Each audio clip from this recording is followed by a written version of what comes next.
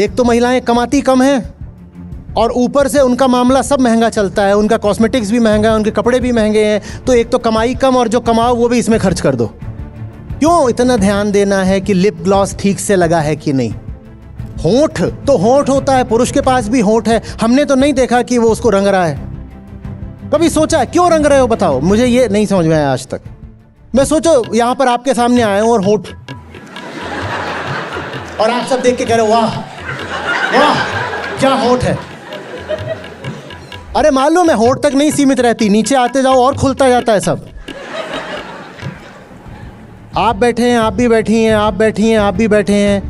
होंठ तो होंठ ही जैसा होता है, लगभग खून जैसी चीज है होंठ। स्त्री पुरुष में एक जैसा ही होता है। होंठ काहे को रंगते हो? क्यों? और वो अटेंशन चाहिए ताकि कोई बोझ उठाए हमारा। जो हमें अटेंशन देगा फिर धीरे धीरे वो हमें पालना भी शुरू कर देगा। अच्छी बात है, सुनने में कितना गंदा लग रहा है पर ऐसा ही है, क्या करें। मैं किसी को होंठ क्यों दिखाऊं अपने? अरे मेरे पास बुद्धि है, ज्ञान है, कौशल है, 100 तरह की और क्षमताएं हैं। मुझे प्रदर्शित करनी भी है तो वो क्षमताएं प्रदर्शित करूंगा ना। पुरुष की शर्ट होगी तो शर्ट जैसी होगी, ये इतनी है बस, इतनी थोड़ी ही है। पुरुष की शर्ट इतनी क्यों होनी चाहिए और महिला का यहां तक क्यों खुला होना चाहिए मामला?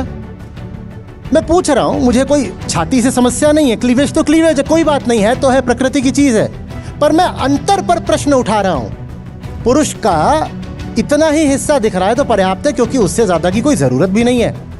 और महिला का कपड़ा होगा तो चाहे ब्लाउज हो कि कुछ हो, वो पूरा ऐसे पृथ्वी का चक्कर लगा करके आएगा पूरा। क्यों? फिर पूछते हो कि मैं कमजोर क्यों रह गई? देह है भाई, किसी को स्त्री की मिली है तो किसी को पुरुष को मिलेगी। प्रकृति में 50-50 चलता है। ये इतनी बड़ी बात थोड़ी हो गई।